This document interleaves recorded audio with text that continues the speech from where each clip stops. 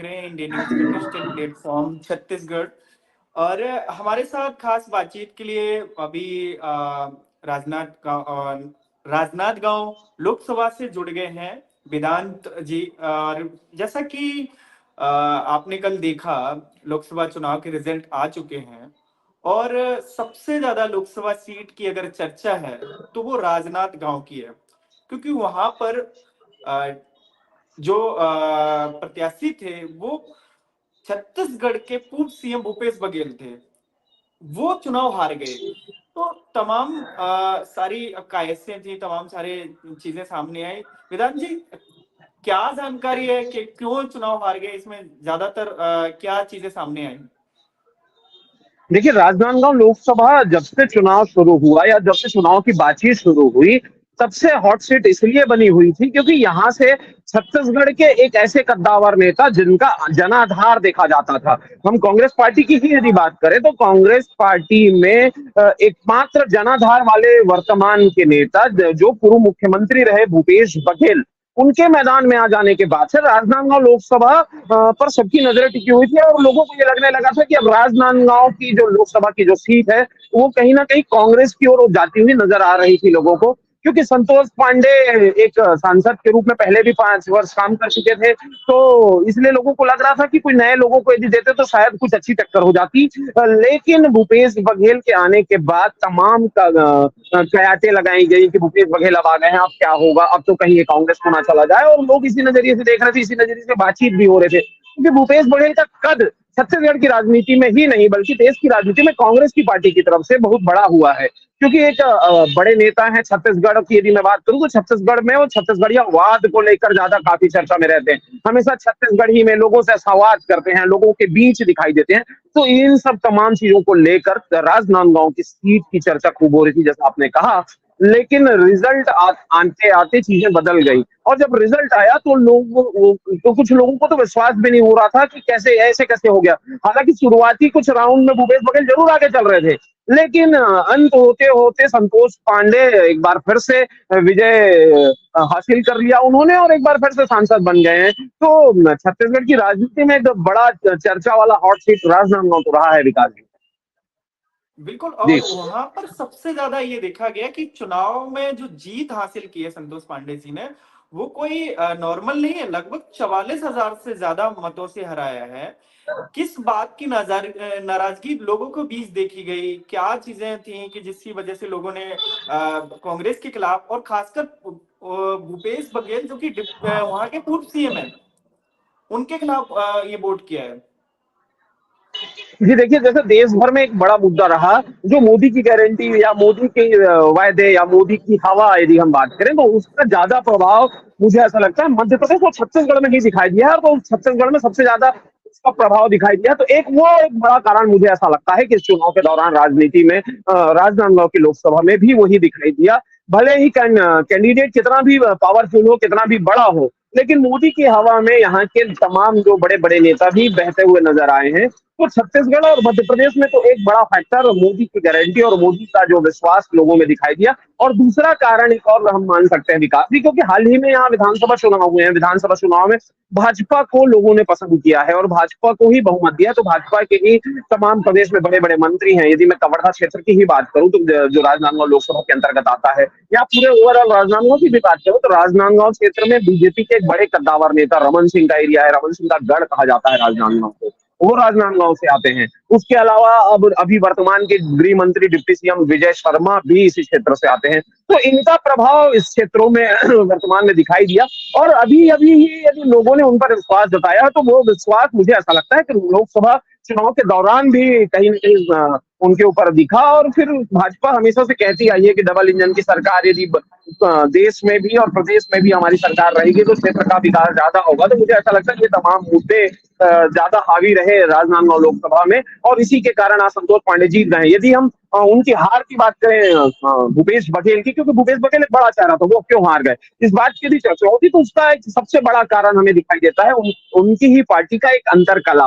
क्योंकि हमने देखा जैसे ही भूपेश बघेल को टिकट मिला तो उन्हीं की पार्टी से दबी जुबान से पहले आवाज आने लगी, उसके बाद भरे मंचों से, खुले मंचों से उनका विरोध होने लगा। कई तमाम उनके ही नेता ये आरोप लगाते हुए दिखाई दिए, मंचों पर सीधे सीधे आरोप लगाते हुए दिखाई दिए कि भूपेश बघेल जब मुख्यमंत्री थे तब उन्होंने राजनांदगांव की सुध नहीं ली, राजनांदगांव के लिए काम नहीं किया, राजनांदगांव के विकास में उन्होंने कोई सहभागिता निभाई नहीं, राजनांदगांव के दौरे उन्होंने ज्यादा नहीं किए। ये तमाम आरोप भूपेश बघेल पर लगते रहे। और एक बड़ा कारण रहा संगठन की कमी। कांग्रेस 5 साल जरूर प्रदेश में रही, लेकिन संगठन तैयार कर पाने में वो सक्षम नहीं हो पाई और संगठन एक प्रॉपर तरीके से काम नहीं कर पाई। और वहीं यदि हम भाजपा को देखते हैं तो भाजपा एक बड़े संगठनात्मक ढांचे के तौर पर उभर कर आई और संगठन उनका जो मजबूत रहा, बूथ मैनेजमेंट प्रॉपर तरीके से हुआ। तो ये तमाम कारण मुझे लगते हैं कि भाजपा आज, यदि राजनांदगांव लोकसभा की हम पर्टिकुलर बात करें तो राजनांदगांव लोकसभा में यदि जीत का कारण है तो यही कारण, एक प्रमुख कारण मुझे लगता है कि संगठन, कार्यकर्ताओं को एकजुट करके रखना, जिसमें भाजपा आगे निकल गई और कांग्रेस वहीं पर कमजोर साबित हुई। जी। अभी जैसा कि रिजल्ट आए हैं लोकसभा चुनाव को, इससे पहले लोकसभा चुनाव से पहले छत्तीसगढ़ में विधानसभा का चुनाव भी हुआ था और उसमें भी हार का सामना करना पड़ा। भूपेश बघेल के नेतृत्व में ये दूसरी हार है। क्या दिल्ली से यहाँ पे छत्तीसगढ़ में कुछ फेरबदल हो सकता है? क्या चीजें सामने आ सकती हैं?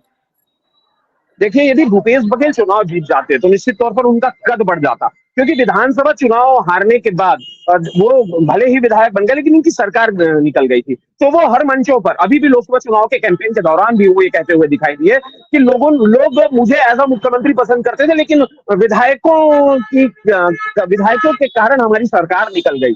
तो ये दावा वो करते दिखाई देते थे और हमेशा ये कहते थे कि मैं लोगों के बीच का नेता हूं, मैं जन नेता हूं, मैं छत्तीसगढ़ के लोग मुझे पसंद करते हैं, ये दावा वो करते दिखाई देते थे। लेकिन इस बार यदि लोकसभा चुनाव उनका हार जाना, ये निश्चित तौर पर भूपेश बघेल के कद को कम करता है। और तब जब इंडिया गठबंधन इतना अच्छा उनका इस बार रहा, क्योंकि पिछले 5 या 2 चुनावों में हमने देखा कि इतना अच्छा प्रदर्शन उनका नहीं रहा, लेकिन इस बार यदि उनका प्रदर्शन अच्छा हुआ है इंडिया गठबंधन का, तो उसमें यदि भूपेश बघेल और जीत जाते तो भूपेश बघेल को एक अच्छा तवज्जो दिया जाता। भूपेश बघेल देश की राजनीति में एक बड़ा स्थान रखते, लेकिन उनका बैड लक ही हम कह सकते हैं कि इतना बैड लक रहा उनका कि वो इस बार जीतते जीतते या कहें जीतने वाले कैंडिडेट के रूप में जरूर उतरे थे, लेकिन जीत नहीं पाए। एक उनके लिए हमेशा वो उनकी कार्यकर्ताओं की जो हार की मैंने बात की, कि उनके संगठनात्मक शक्ति की बात की, तो वो भूपेश बघेल के लिए एक 2 लाइन जो है, मुझे ऐसा लगता है कि वो उनके लिए सूट करता है, विकास जी, कि हमें तो अपनों ने लूटा, गैरों में कहाँ दम था, हमारी कश्ती थी डूबी वहीं जहां पानी कम था। तो अपने ही लोगों के कारण भूपेश बघेल हार गए। बिल्कुल। और मैंने आपसे सवाल ये किया, और दूसरा कि क्या फेरबदल हो सकता है, क्योंकि छत्तीसगढ़ में ये दूसरा चुनाव है जो कि भूपेश बघेल के नेतृत्व में कांग्रेस हारी है। पहले इनकी 2 सीटें हुआ करती थी, अब 1 सीट पर ही केवल अपनी बचा पाए हैं और उसमें से 10 सीटें बीजेपी ने जीत ली हैं। जी जी, जो छत्तीसगढ़ स्तर की जो संगठनात्मक ढांचे की यदि आप बात करें, छत्तीसगढ़ की कांग्रेस के संगठन में जो फेरबदल की यदि आप बात कर रहे हैं, तो निश्चित तौर पर मुझे ऐसा लगता है कि अब विचार तो करना चाहिए। और हार है, और हार होने के बाद तो चिंतन होना चाहिए कि आखिर किन कारणों से हमें हार हुई और उसे स्वीकार करके उसके कारणों को ढूंढना चाहिए। निश्चित तौर पर कांग्रेस को ये जल्द से जल्द करना चाहिए। और यदि कहीं कमी है कोई संगठन में, जैसा मैं बोल रहा हूँ कि संगठनात्मक ढांचे में कहीं पर कमी है, तो निश्चित तौर पर वहां पर बदलाव तो आवश्यक है। यदि मैं बात करूं बस्तर की जो एक और सीट की हम बात कर रहे थे कि जो बीजेपी के कांग्रेस के खेमे में रही है, लेकिन वो इस बार कांग्रेस ने खो दिया है, तो उसका एक बड़ा कारण रहा जब दादी जिसे कहते हैं लखमा यदि मैदान पर उतरे थे। दीपक बैज जो वर्तमान के प्रदेश अध्यक्ष हैं, वो पहले सांसद रहे हैं, तो उन्हीं की दावेदारी मजबूत दिखाई दे रही थी। लोग सोच रहे थे कि उन्हें ही दोबारा इस बार कांग्रेस फिर से टिकट दे देगी। लखमा ने अपना प्रभाव दिखाया और दिल्ली से वो टिकट को छीन कर ले आए।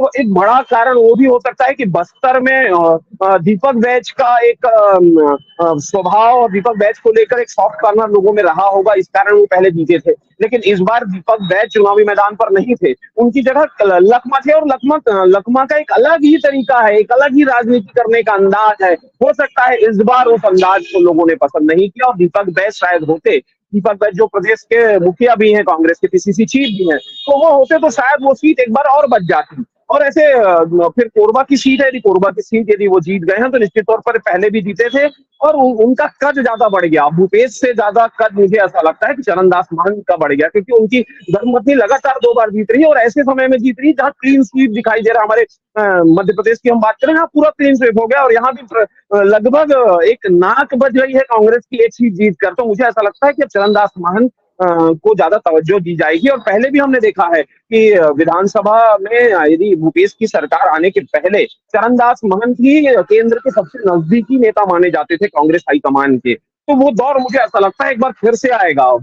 क्योंकि भूपेश बघेल का जो 5 साल रहा और उसके बाद ये उनका विपक्ष का काल, और वो खुद जब चुनाव हार गए और वहीं पर यदि चरणदास महंत जीत गए हैं, तो मुझे ऐसा लगता है कि छत्तीसगढ़ की कांग्रेस की राजनीति में चरणदास महंत का कद और बढ़ेगा और हो सकता है आने वाले दिनों में ये दिखाई भी दे। जी विकास। बिल्कुल। जी, तमाम सारे सर हो सकता है फेरबदल हो छत्तीसगढ़ की राजनीति में, क्योंकि जिस तरह से हार का सामना करना पड़ा है कांग्रेस को, और कहीं न कहीं ये भी देखने को मिल रहा है कि बीजेपी की वहाँ पर एक बहुत बड़ा मैंडेट आया है बीजेपी के लिए, क्योंकि वहाँ पर मौजूदा जो सरकार भी है और उस सरकार के कामकाज को देखकर लोगों ने वोट किया है। ये सारे तमाम सारे फैक्टर हो सकते हैं, और इसमें अभी देखने वाली बात ये होगी कि जब क्या फेरबदल होते हैं क्या नहीं होते हैं, ये सारी चीजें देखने अभी कुछ समय के बाद पता चल जाएगा।